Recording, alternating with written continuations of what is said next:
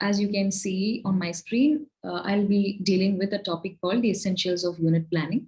Unit planning is not a new concept because we all start the unit, we all start the lesson with proper planning. Planning is like the core of curriculum development and instructional development. So when it comes to unit planning, today we're going to talk about the important components of unit planning and what role does it play in helping the students achieve the academic excellence and learn the skills and the knowledge that they require to understand a certain concept. My name is Tamizh, and I've been an IB facilitator for more than 7 years.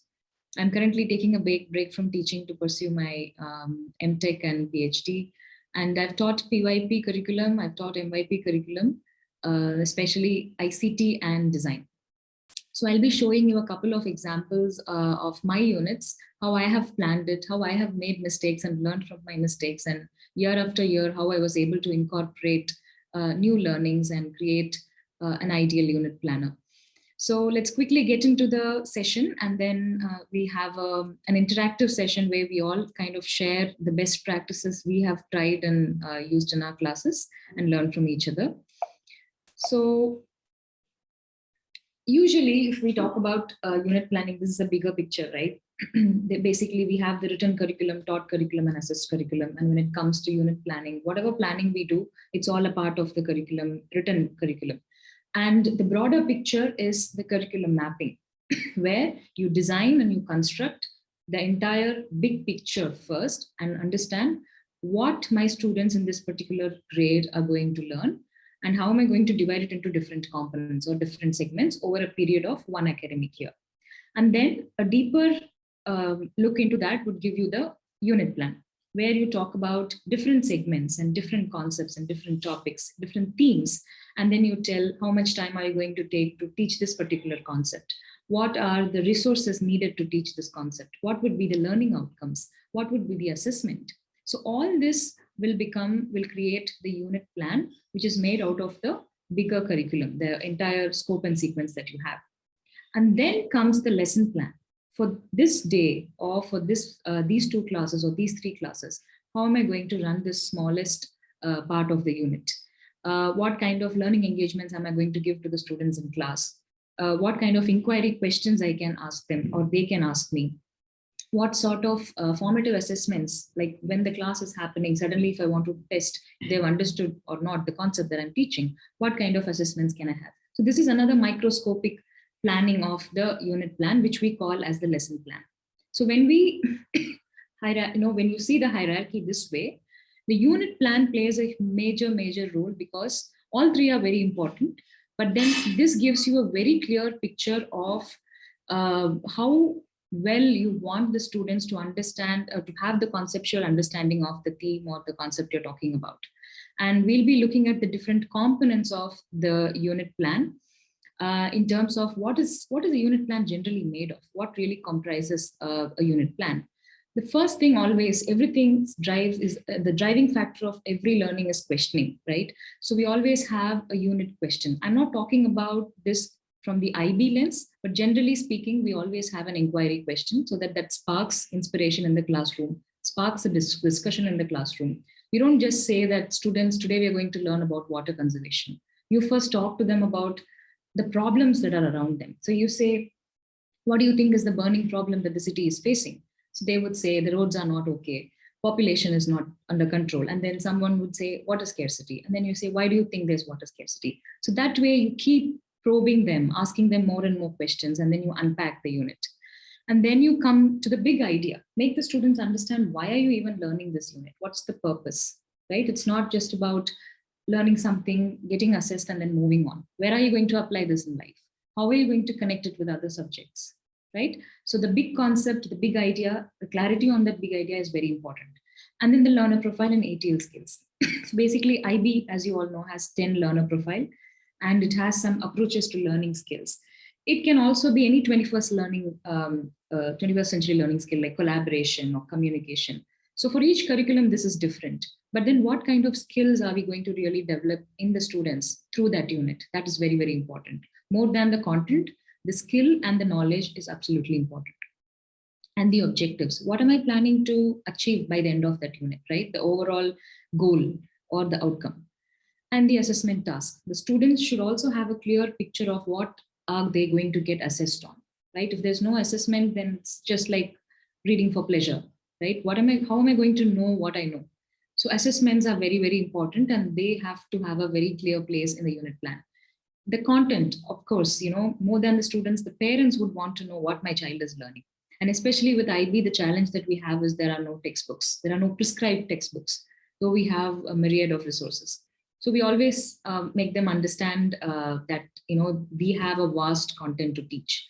So it's not all about watching YouTube videos or playing simulations on simulations. There is a lot of content. So we also have to uh, have a detailed documentation of the content that you're going to teach. And interdisciplinary links, very, very important. How is the student going to apply this knowledge, transfer this knowledge to other subjects? So all these are important components that need to be a part of the unit plan. These are very important because before we do the unit planning as teachers, we need to remember these 5 things. One is the expectations. Always feel free to talk to the students about the unit before you start the unit. Like, why are we doing this? How are we doing this? And by the end of the unit, what are you going to achieve? It's not okay to keep this all hidden from them and unpack everything. I'm not saying that you should explain each and everything on the unit plan, but it's always good to give them an overall idea on what they're going to do and how they're going to learn. And there should also be continuity and consistency, because as teachers, we should express the interest and have the same amount of commitment that we expect from the students throughout the unit. So if we say that this is the plan and this is what we're going to do, we also have to show consistency there. Because the students might sometimes come back and say, ma'am, you said we'll be doing this kind of project for this unit, but why are we changing the plan now? So we'll need to have an answer to justify the change. So there's always continuity and consistency that's needed.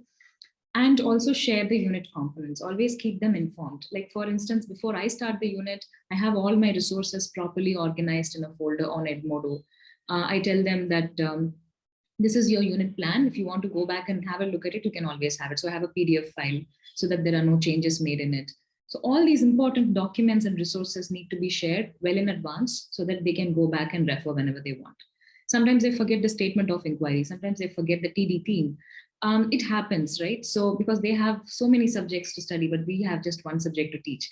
So it's always okay to have the resources in place for them to refer to later. Adjust as needed. This is very, very important. Do not be rigid. Our curriculum itself is so flexible. So it's not that unit plan should always be followed as a rule book and you cannot change anything. Our coordinators always keep telling us, if there is any change that is happening in your class, please document it on the plan as a comment on Google Docs somewhere, so that next time when you plan, you incorporate this. Or even if you need to make adjustments during the plan, please do that, because the pandemic made us change so many things, right? So everything became fluid. So always have space to make constructive adjustments in your unit plan. And scaffolding. How are you going to run the unit plan? That's more important. What resources do you need? Don't stick to one type of resource all the time. Differentiate. If some student want to present the assessment in a certain form, allow that. So based on the necessity and the need of the learners, the learning style of the learners, you need to understand how best you can scaffold and deliver the instructions. So these are 5 important points that we as teachers need to remember when we do unit plans. Now, I would love to hear from any of you, if you would love to share. Have you done anything like this in your class, or have you experienced something similar? And have you seen any useful difference in your class when you try to make unit plans? Anybody, if you want to share, please do raise your hand and I'll try to give you the access to talk. There's no right or wrong answers here, teachers. We're all learning from each other. All right, we have one person. Yeah, please go ahead, ma'am. Hi. So actually, if I talk about my unit planning, so whatever we plan, I share with the student, but whatever you said, not exactly the basic idea I give to the students. Okay, what is the like RC, KC, and JC? Yeah. Why we are selecting this ATL skill? Yeah. So sometimes I only give the basic idea, but like this, the way you explain it will help us more to learn and like and give the detailed description to the student. Yeah. So they can also get an understanding how the unit will go through. Yeah, absolutely. Very true. When I was a teacher in the beginning, I used to think that it's not necessary to share a plan when I was very new to IB. But then, like you said, it really makes a big difference when they know what they're going to learn and they come prepared beyond us in certain situations. So yeah, thank you. Thank you for sharing that. Yes. Who would love to go next? Please unmute and start talking. Hi, good morning. Hi. Good morning. I'm sorry. Yeah, please go ahead. Okay, so the aspects that you highlighted, which are important when we are considering a unit plan. Yeah. I agree with all the things that you highlighted. Be it the concepts or the objectives and everything, and of course these are the factors that drive our unit as well. But then I am new to the whole system, and I feel a little hesitant when I share the unit plans with the students at the beginning, because I have this notion that there wouldn't be anything exciting about it. They would already know what we are going to do. But when I considered things when I consider things from their perspective, I think it makes sense to share the plan at the beginning so that they can get a picture or get an overview of what they will be doing in a unit and how they would go about it. So yes, you're right. You're absolutely right that I should share the unit plan at the beginning itself. Yeah, sure. Of course, there's a thin line, right? If we go into the depth of everything, of course, for them, it's too much to consume. Because for them, they know that everything needs to be planned in advance when their projects needs planning. But yeah, let's not reveal too much, but then a little bit of information will always help. That's true. You should just know the limit. Yeah. Thank you so much. Yeah. So I'm sorry. Yeah. So please. Like you share the unit details at the beginning itself. So that involves sharing the statement of inquiry as well, right? Yep. So how do you go about it later once you have started the unit? Mm-hmm. Because you mean how do you like you say you go back unpack? So basically then the first few lessons would involve unpacking the statement of inquiry, right? Yeah. Okay, but then there's also this thing that where they should be coming up with questions or co-creating the statement of inquiry and all that. So when the entire planning is already done, how do you make adjustments in that, considering that they have some other ideas about it? That's a very good question. So when I say we share the unit plan, we don't share it before starting the unit. We just give them a gist of what we are going to study. The inquiry questions will start. They form the statement of inquiry, and then we upload it on the Edmode. I should have said that, but that's a brilliant question. We do not put the documents immediately. We take at least a 2-week time to unpack. And once they are very, very clear with where we are focusing, and then when everything is established, the statement of inquiry, the connection with the TD team, then we sort of start putting up the documents and creating the classroom setup. I hope I've answered your question. Yeah. That's a brilliant question. Thank you for asking. Yeah, that's important. Ms. Melissa? Hi, yes. I'm impressed you have 2 weeks to do that whole unpacking and everything. Yeah. I think for me, it's more because I teach grades 9, 10, 11, 12 mainly. Right. I do have one grade 6 class, but due to e-assessments, we don't have 2 weeks, literally. Right. So basically what I'll do when I share this with the students, I will post, okay, here's our title for the unit, and I'll ask the kids, what do you think this is about? Right. What type of global concept? So we'll spend maybe 3 classes doing this. Yeah. But the kids will help create the statement of inquiry. The kids will help create the factual, conceptual, debatable questions. So literally it's a squish 2 days or 3 classes where I do this, but we get it all done together because I really want the kids to be involved. And then sometimes even because in DP, I know this is geared towards MYP, but because in DP, I also teach this and I'm preparing them for that. There is that huge element of choice, particularly in English language and lit. now the students have a say-so in what literature and what non-literature that they're studying. Right. So what I do try to do within my humanities class and within the English language and lit that I teach for MYP, I give them also that student choice. So I give them like 3 options with summaries, and the kids will vote. What do they want to study? And once in a while they'll come up with their own things. So, and that kind of helps because sometimes, like this year, I have a lot of new students in one particular class. Their levels are below what the rest are because they came from different schools. So the choices I gave them, I have some more difficult pieces and some easier pieces. So it's funny to see how they've divided that up and what they've actually chosen to do. Absolutely. So that scaffolding is definitely there. And the students actually sit and they discuss this for like a day or 2 and then decide what direction do we want to take this in. So it's interesting in that regard. It is, absolutely.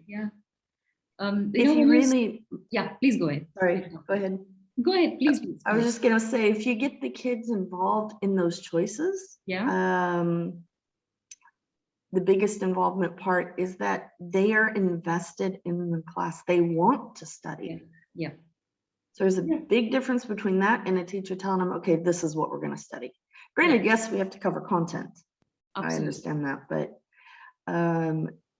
if you get them involved in some way, even if it's just choosing which news article to read or you know something like this, it makes them more interested in the class. So it does make a difference. Yeah, absolutely. That's what learner agency is all about, right? Giving them the voice and choice in the class to be able to, choose what they want to learn. And when you talked about the surveys, we used to give them the list of key concepts and related concepts and then guess maybe for this unit or theme, which key concept or related concept do you think is more applicable? And then they vote, like you said. And then we say, guessed it right. This is what is a part of the unit plan. And then after all that is over, then we finally, show them that this is what it is. So they feel that's if, wow, I guessed it right. I myself feel like I have developed this unit plan, right? Because I have that ownership towards my learning. But thank you so much for the wonderful point. Yes, Mr. Mubin? Yeah, I just want to know that once a student participate in making the statement of inquiry, many of them may have, deferred with the opinions, Yes. So in that case, how do you establish one statement of inquiry from that? Shall I write that on my own, or will the student Actually, it's a very tricky situation, right? Because there will be always few kids who would come up with a completely different statement of inquiry, which is not really inclined towards what we want it to be, or what the big idea is highlighting. But that time we can have a discussion. Sometimes my classes would extend to more than 2 or 3 classes because we would still be discussing about the unit. It's all about the perspective. So that's a little bit tricky. And then we just have this conversation going and finally they would say, okay, this is also fine, but probably in the unit somewhere we can kind of touch upon this topic and see how well it works. So instead of completely discarding the feedback given by the students, we can try and incorporate it somewhere in the unit while the unit is running. But as a majority, when we sit and discuss it in the class, mostly I have not faced that challenge. They all come together and kind of collaborate and help me create that single statement of inquiry. However, if there is a difference of opinion, I would always find an opportunity to cover that area as well as a part of the unit, which is why it's a dynamic planner, right? You can add or remove things as per the need. I hope. And also, secondly, thank you for your reply. Secondly, there is time constraints. Like I teach mathematics, I want my students to learn all the, they learn all the skills because they have to face on e-assessment or year-end examination. So I don't want to. I wouldn't say waste time, but I don't want to stick too much time on the unit planner because they have a if I use significant amount of time on unit planning, when and how they're going to learn these mathematical concept, it requires a lot of time. So I found that if I had not used the unit plan in detail, I would have been in better position in learning in terms of in terms of learning mathematics, for example. So it's I don't think it's completely compulsory to go through all of these unit components because I have to see other part of the syllabs, at the end of year 5, they have they need to finish certain amount of, right. If you see the unit MYP guidebook, Absolutely. they need to achieve some skills. And yeah, I think, yeah, it changes. It depends from, it differs from subject to subject. In design, they are excited because they are going to learn new tools. Like I can introduce them to Photoshop or Dreamweaver, and they'll be like, oh, wow, are we learning this in this grade, in this unit? That's awesome. So whatever sparks interest, you choose, and then you pick and reveal the information that you think would, increase the interest in learning for them. It's not that we have to go through the line by line unit plan explanation. That's really not going to work. That's going to overwhelm them, right? So that's a good point. We can definitely pick and choose which part we can reveal. Absolutely. Thank you. Ms. Ashika? Yeah, just wanted to add to what Mr. Mubin said. Yeah. Now, I would do this nitpicking and everything in MYP 1, 2, 3 because I have that luxury of time. Yes. But by the time the same students have reached 4 and 5, you don't have to do it in detail. You just tell this is the statement of inquiry. These are the factual, debatable, and whatever questions. What do you think you are going to learn? They will give you, points like, okay, we should learn this. And you do a KWL. Okay, what do you know about the topic or about the SOI? What do you want to learn? So you do a KWL that gives student agency also. What do you know about it? Then you know that, okay, you don't have to go again repeating everything that they know, because science and mathematics is a spiral curriculum. There are basics that the students know. And then you have to go in depth. You don't have to spend that time explaining them the basics again then. Absolutely. Yeah. So that helps. That KWL sheet, it helps when you are doing this. What do you know about it and what do you want to learn? So when you get the what do you want to learn, that gives agency. Okay, then you know that, okay, my students are interested in this. Maybe I should give a summative assessment and maybe a project or a patterns thing relating to real life, maybe on this topic, because they are interested in this. So absolutely. My take on it with this, because when I plan with the end in mind. Okay, what summative assessment do I want to give? So if the summative assessment has to be a part of your SOI, it has to be linked, then I can ask the students, okay, what do you think would be the summative assessment? What do you think are we going to study if this is the statement of inquiry and these are my inquiry questions? Yeah. And sometimes you can also bring the CAS component into it, right? Like what kind of CAS activity can we plan, the community service activity by the end of the unit? And I think, like Ms. Ashika said, the same thing happens in the PYP exhibition. By the time they reach grade 5 and start the PYP exhibition, they know what is SOI or lines of inquiry or TD theme. So all these things are very familiar to them, and they sit and start forming all those parts of the unit plan, collect resources. They themselves would go and find good websites, good videos, good reference books. So they take complete ownership of their learning. So yeah, it also depends on the grade level. Absolutely. Thank you, Ms. Ashika. So moving further,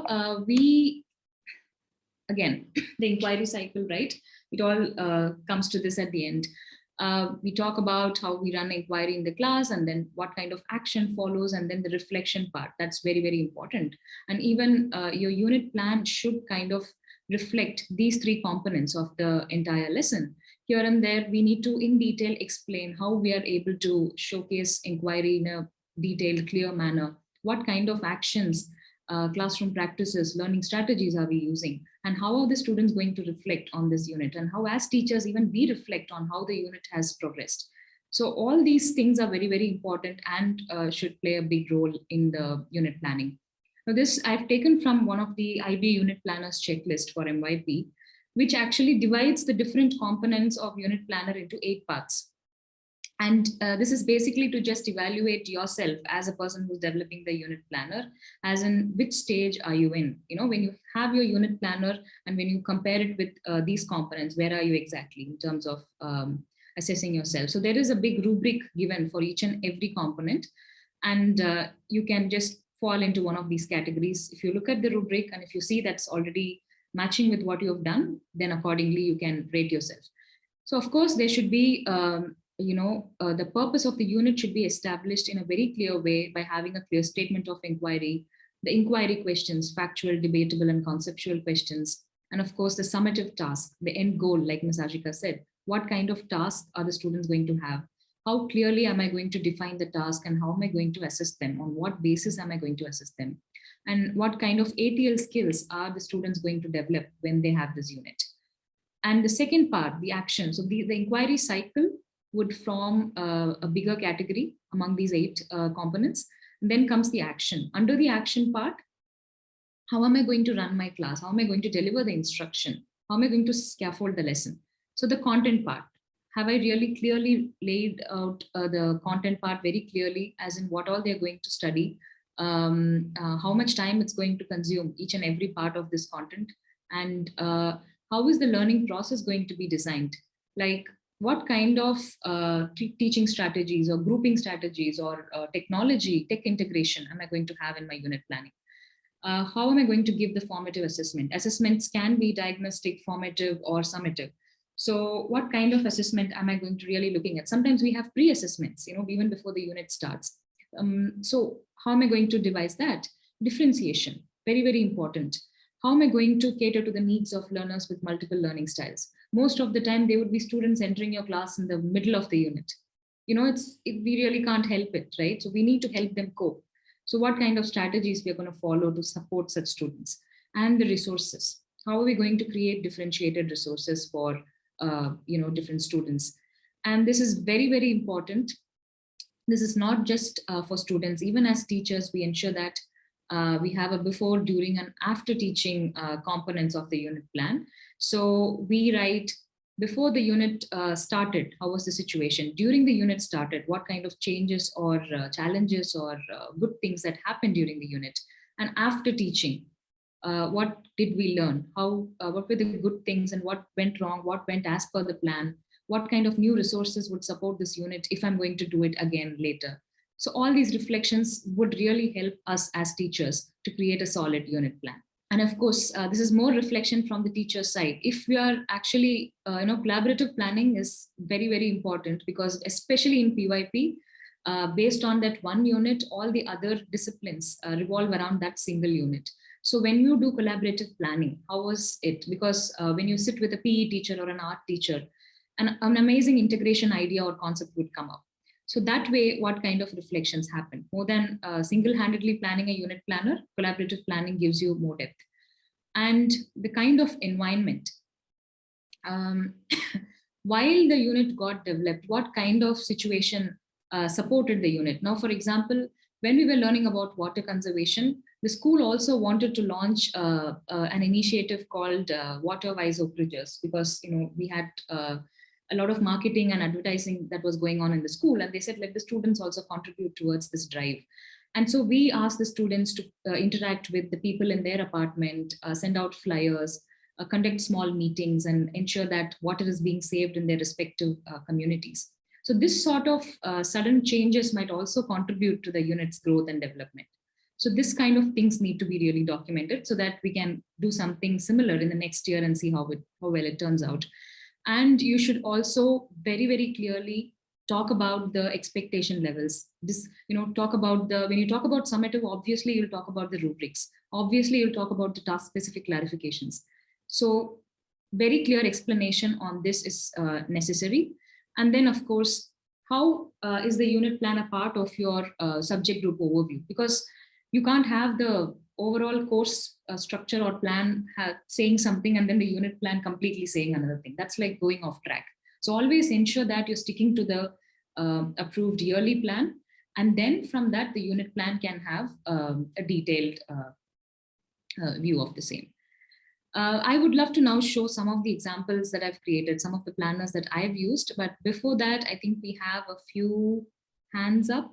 All right, let me just quickly show the subject group overview. So when I say scope and sequence, it's not a new thing to all of you, but then if you're new to IB, this is how it looks. So this is an example of a math scope and sequence. When I talk about the overall picture, the course plan, this is how it is for any subject, right? So if you talk about math scope and sequence, you say for each grade, there are different strands, for math. So there's number system, there is shape and space, there is measurements. So you have different categories under math, and for each category, you have a substrand.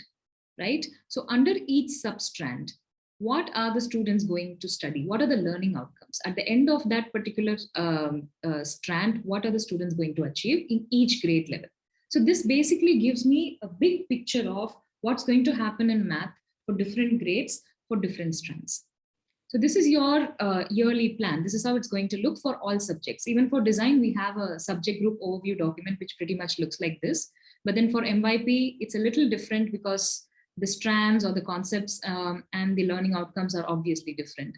So this is how the design subject group overview looks, where we have only 2 units per year because it's an extensive curriculum. And we need at least 4 to 5 months to teach 1 unit. That's how it is. And even on the timetable, we have 1 hour design class once in a week. So we need to make the optimum use of the time that we have with the students, and make it also very engaging for them, because we're spending a very long time with them in a week. So that's getting opened. Give me 1 minute. And we have combined design sometimes, digital design and product design together. So children develop solutions through computers digitally, and sometimes they also make something tangible. And some schools go only for one type of design, but sometimes we combine both and run it as a combined design curriculum. So our school had it as a combined design, and this is how it looks. It's opening, sorry about this. Yeah, so like I said, we have limited number of units. So you can see the unit title over here, the key concept, the related concept, the global context. Global context is like the TD theme in MYP, and the statement of inquiry. We have something called as criteria. So each subject has different criteria, and for design we have 4 criteria, and each criteria stands for something. So we have something called inquiring and analyzing, developing ideas. Design is basically about developing solution to a problem. So let's say there is a problem of people want to create a logo for a brand that they're going to advertise. So they need a proper brand. They need a proper marketing identity. So we want to create a logo to represent the company or the service. So what kind of logo can really support that particular company? So that's the solution. So come up with an interesting logo design. So if that is the unit, we have students going through different phases of the design cycle and then coming up with an interesting logo design. And the ATL skills I was talking about, that gets mapped. Then the content that gets mapped for digital and product design. This is not a very detailed plan, but it just touches upon the most important components of the unit and the learning outcomes. So we just have it like this for all grades. I used to teach 6, 7, 8. 9 and 10 used to be taught by another teacher. So we all sit together and plan the overall subject group overview in such a way that we see that there is a healthy transition happening from grade 6 to 10. So that if I'm going to teach Python level, advanced level coding in 9th grade, I should have taught at least the basic level in 8th or 7th or 6th grade. Otherwise, they're going to completely get baffled by the concepts taught in the later grade. So that is the strength of collaboratively planning such things, right? So you have a vertical alignment, and then you can also see how the transition happens from one grade to another grade. So once you have this big plan, the overall course structure ready, then you move on to the unit plan. So if you see for 6th grade, we had logo design, and we have these key concept, related concept, and global context. And then the content, everything is discussed and already planned. And there are situations where the students came up with a better justification on mapping certain global context and certain key concept with the unit, and we had to make the change. We didn't stick to what we did, but we took the feedback from the students and we changed the plan. So that kind of flexibility was given, and that's how it generally should be. And this is the unit planner we had for the logo design unit. So basically the students were expected to design a logo either for the different rooms in school, because they thought that sometimes the people who are not able to read English, the maintenance people or the admin peoples, who are really not into academics much. And there are sometimes, the maintenance staff wouldn't really understand what is written outside the door. So we thought that a logo would be easily, highlighting or communicating the information on what room it is. If it is a lab, then you can put beaker symbol or pipette symbol and then show that it's a lab.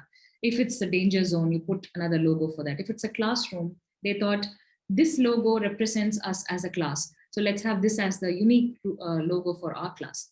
And some of them wanted to, develop a logo for the business. One of the parents is running at home, like a freelancing business. I want to create a logo for my mom, for the company she's running.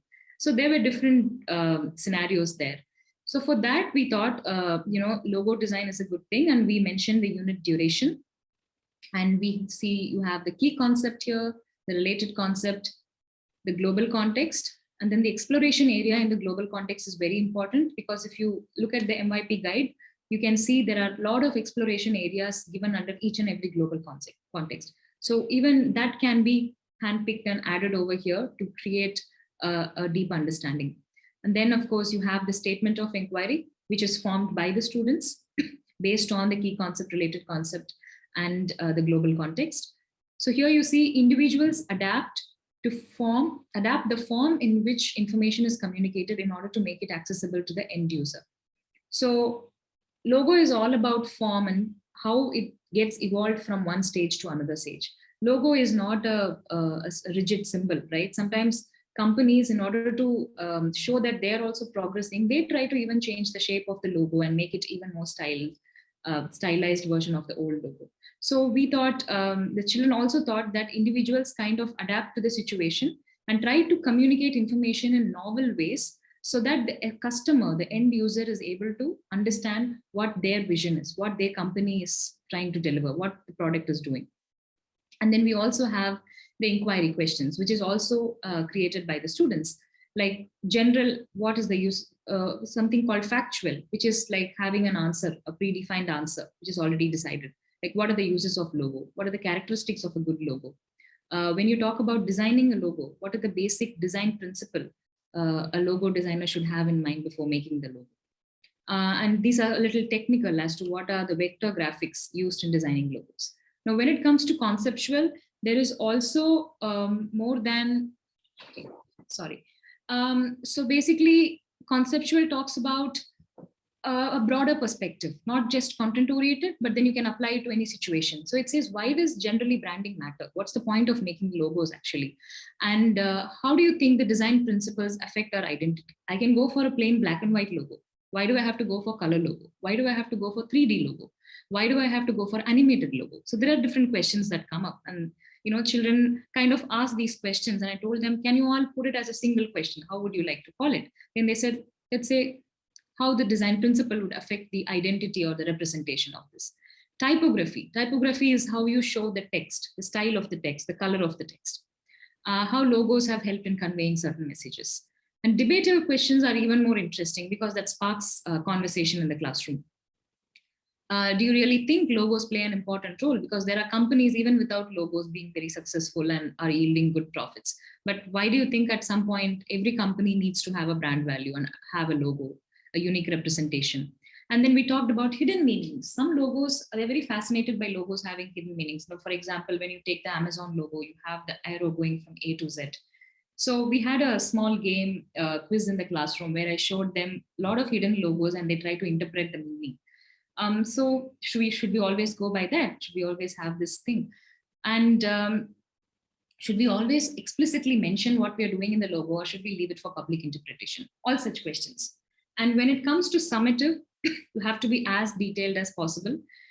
First, you need to understand the objectives. What are we trying to achieve in each and every criteria? Like for design, there are different criteria. For other subjects, this criteria won't be the same. In design, we do a lot of inquiring and analyzing, research, and then we come up with developing ideas. Like in case of logo design, there can be multiple sketches that the students develop initially. And from that, they get feedback and pick the best sketch later. They don't just automatically start making the logo in the first place. They do a lot of research. They try to understand what are the design principles behind a logo, come up with rough sketches, then they fine tune it and come up with the final sketch and create the actual solution, like make the actual logo digitally as well as physically. So what we did was we had a CAM tool, the computer aided manufacturing tool, where it's a laser cutter. So we feed the logo into the laser cutter, and then it kind of imprints it on a cardboard sheet, a thin cardboard sheet. So the children were able to cut the logo piece physically, color it and design it and stick it on the door. So that is the kind of solution we created, both virtually and in real. And finally, evaluating, getting feedback from the public, from the teachers or from their peers for the design that they made. So these are the 4 main objectives of design subject. And we see under each objective, what are the under each criteria, what objective is being listed. Now, when it comes to the summative task, again, we have listed down all the possible tasks that will be given to students very clearly, how we have given a lot of choice to pick from for the students. We don't just say this is the task and this is only the task the student should do. If you can just read it, you can see that we've given a lot of room for the children choosing the topic and then working on that particular topic, and what kind of materials they use, be as detailed as possible. And finally, over here, this was an important thing, the GRASP model. When we did the IB training for design, there is this amazing model called GRASP model, where you divide your summative into so many parts. So basically, the G stands for your goal. What is your goal? What are you going to try and achieve from this summative task? What is the role of the student there? What is what are the things that the student should be able to do? And who are the audience? What are the target audience? Out of the product, who is going to be benefited? What is the situation? In what environment is this solution going to work? And the product, how is the product going to look? And then finally, how the students will be assessed. We are supposed to assess all 4 criteria twice a year. So there is a, if you're an IB teacher, you will know, it's not that you need to always assess all 4 criteria. However, in design, we have to assess all 4 twice a year. So we are going to assess them on all 4 criteria, even on the strands. So this is a wonderful way of laying down your summative task, the GRASP model. We were not aware of this before, but once we did the training, it was easy for us to draft the unit plan, and we were able to easily have a clear picture. And you can see we have also highlighted the key concept and the related concept even in the GRASP model, and try to create this little document.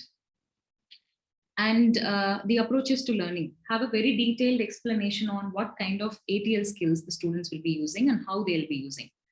Self-management skill is given in any design subject, because they have to work on planning the project. They have to work on planning their time, the resources, have their stuff organized. Even when they come to the lab, they have to ensure that the table is properly organized. Once they work on certain materials, they have to leave the place clean and tidy and arrange everything. So this is always there. Beyond that, we thought creative thinking is one thinking skill that the students will be using a lot. And even they came up and told me that we are going to have a lot of failed ideas when it comes to logo. Sometimes the client would like it or not like it. So we have to have our creative thinking hats always on. And since we thought, okay, let's have creative thinking as the sub-skill. This is very important, the content part. So overall, we talk about the main topics that will be taught in the unit.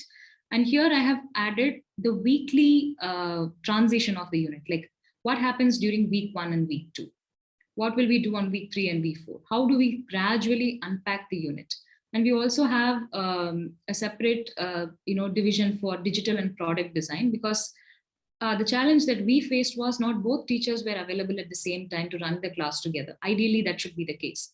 So because of certain constraints that the school had, we thought, let's all put it in the same plan so that I know what you're doing and you know what I'm doing. Though we do collaborate in school, still we all had it in the same document, and we try to adjust even the way that we delivered the curriculum. So if it's going to be about knowing a new tool, in that tool, what are the main things I'm going to teach them? Like I said, Photoshop was one of the important tools they had to learn for drawing the logo. So these are the tools I'll be teaching them. These are the menus, explorations that they would do. And in product design, they talk about the color schemes, how shapes and color kind of influence a product. So this way it went on. And for each week, we have in a detailed way explained how the unit would run. Of course, these are subject to change, but still, it's always good to have it all in one place. And when it comes to the assessment part, homeworks, assignments had a very clear, a very big role to play when it comes to formative assessment. Sometimes we had quiz in the class, But beyond that, I also gave them very interesting home assignments, like what am I going to do in assignment 1, assignment 2, assignment 3, and how it is also going to help the students reach the end goal. How are these contributing towards learning what I want them to learn? And once that is there, you can also add the final component, the differentiation part. So we had a lot of issues because some students were not comfortable using Photoshop. They thought it was too overwhelming, and they said, we have this app, we have another replacement for Photoshop, can we use that? So we asked them to try it in the first 2 classes, and when they felt that it was really difficult, we tried to find an alternative and told them to use that tool. And then they were able to really, come up with wonderful logo designs. It's not that I am depriving them of not learning Photoshop. I've still taught them. They know how to use the controls. But the thing was that they were not comfortable making the logo in Photoshop, but they said it's better I do that. So they did learn how to use Photoshop, but they had to make the final product in the other tool. And that was fine. And also the resource part, right? We divide the resources into primary, secondary, tertiary, and even for advanced learning, we had one resource. So children came up with collecting all this based on their requirement. And then based on the content given in these resources, I segregated it into 3 types. And these were also, PPTs. Even when I made the PPTs, I ensured that the content was not too much for children who were in this level of learning. And it was a little advanced for the children who were in this category. And that's how we shared it. And the final part of the unit plan, as you see, is the reflection. So as a teacher, I kind of reflected on what happened before and during and after teaching the unit this way. And this really helped with the planning in the next year, right? So when the pandemic started, we were not able to use the laser printer. So we thought, what kind of product design can we give them? They're all stuck at home. And then we thought, let's ask them to design the logo on a fabric, where they take a piece of cloth and take fabric paint, draw the logo on it, and start designing it in a neat and clean way, right? So that came out beautifully. And let me just quickly show you a couple of examples over here. So this is how the presentation looked. And this is just one copy for the advanced level learners. So we just started with looking at this Tokyo Olympics logo, and we thought, I just asked them, what do you think about this? What does this represent? And then we had the inquiry questions happening, the key concept, related concept, the design cycle, and then the full content, right? Like how a logo is done, what are the different types of logo, what tool we'll be using, and what are the different types. These are all a little technical, where they talk about the different types of images when it comes to design. So this is just one PPT, but then there is a slight difference between this and the one that I would be given, that would be given to an advanced learner.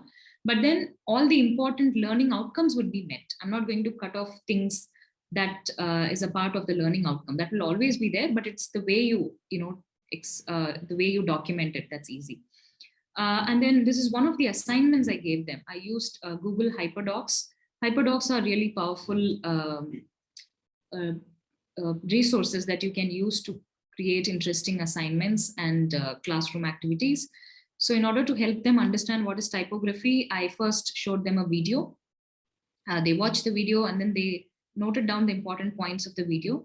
And then I asked them to read an article about typography and extract 7 interesting facts about that.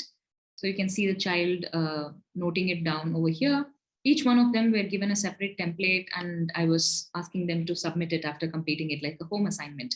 So here you can see for a typography challenge, I've given them, I've asked them to design a board for the tiger sanctuary. So the thing about typography is they shouldn't use any logos. It's only have to be text, and either for a guitar company or any topic of your choice. So I also gave them the resource. Whatever you do, ensure that the resource is given.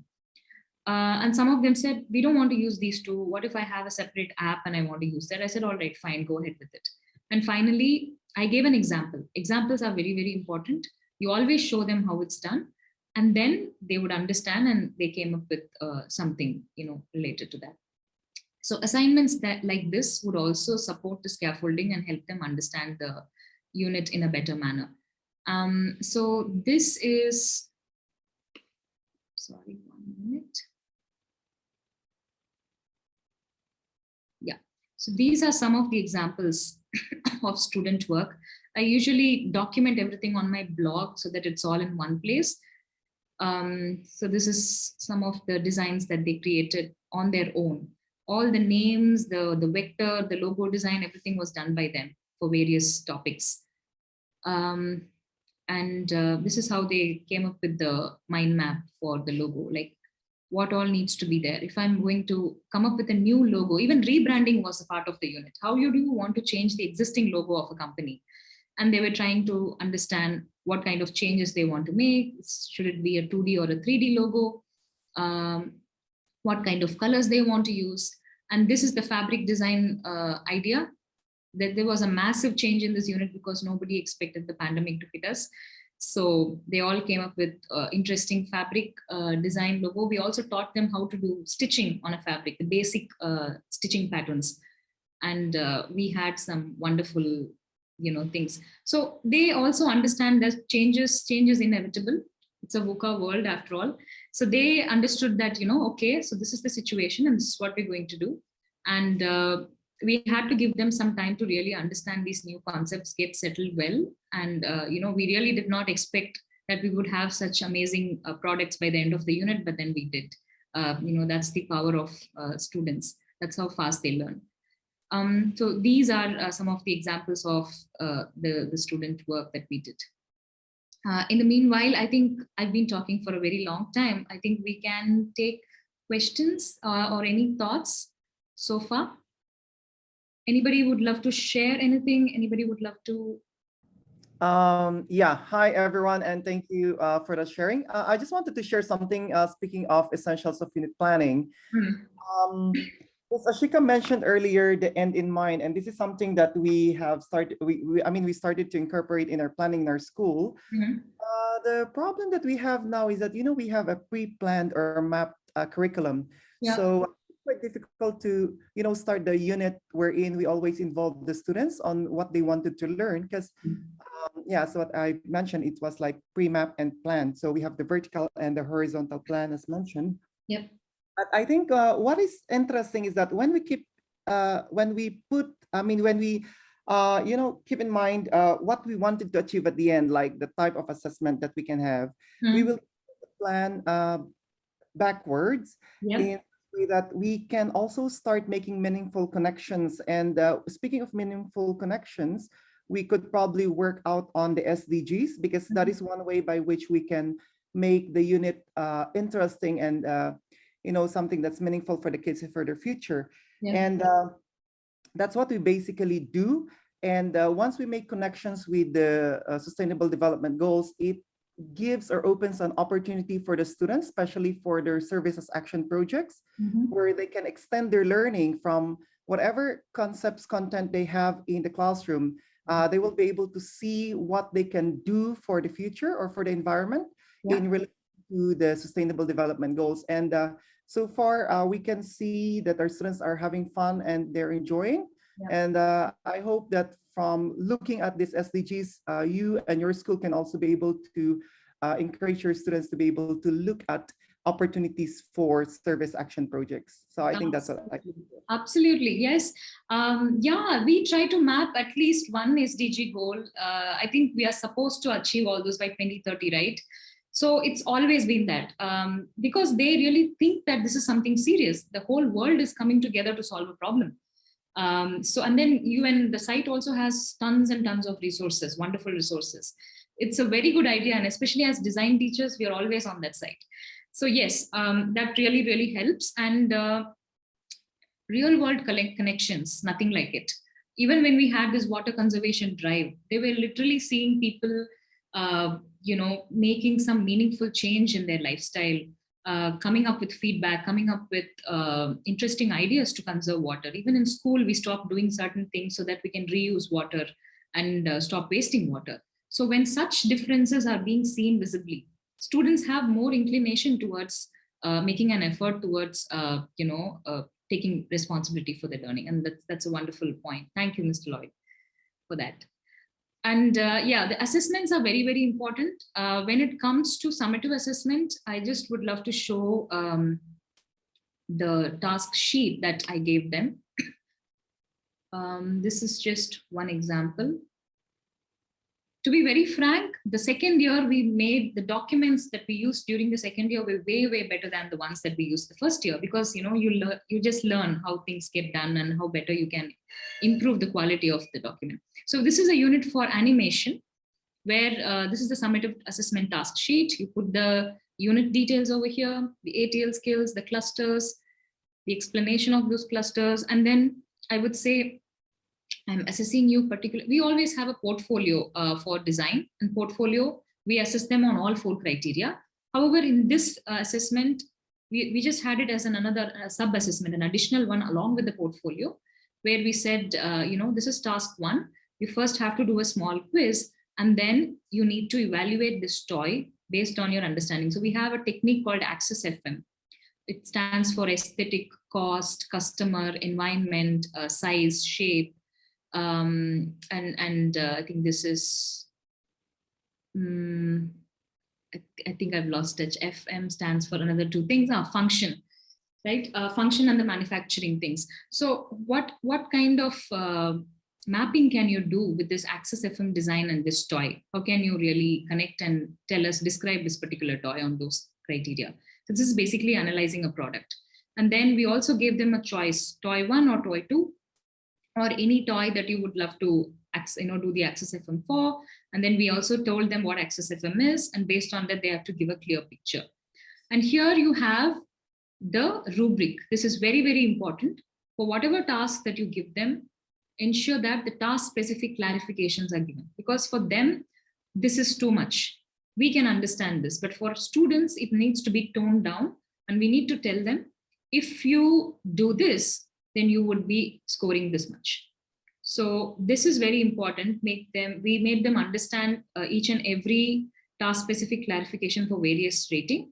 And then after that, they started doing the summative assessment. So this is just one task sheet, but you can make it even more detailed if you want, according to your need. But this is just an example that I want to show.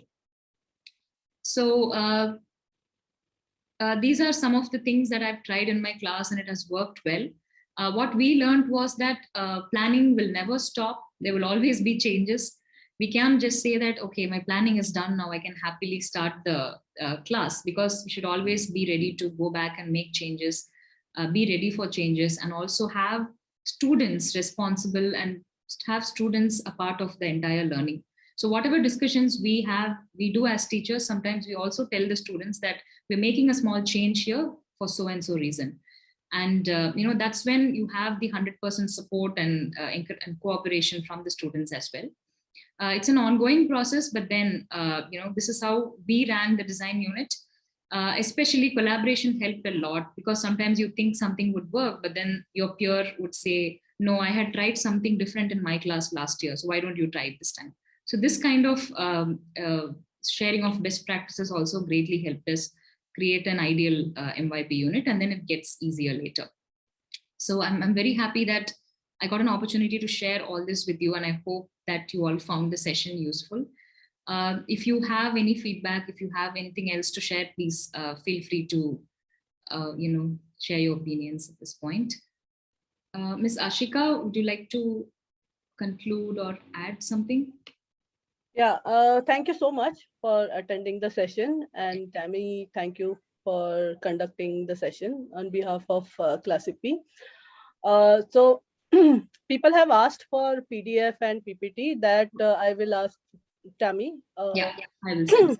You can just send a request to support@classicp.com. Then whatever PDF or whatever PPT are there, that can be shared. As of the recordings will be available for a few days on this particular same platform, Zoom platform. You click on invite and you reach the lobby. You will see the videos over there on the lobby. Yeah. Thank you so much for spending your weekend with us, early morning Saturday with us. And I hope these sessions have been useful to you. Thank you. Thank you for coming. Thank you. Thank you, everybody. Thank you, Ms. Ashika.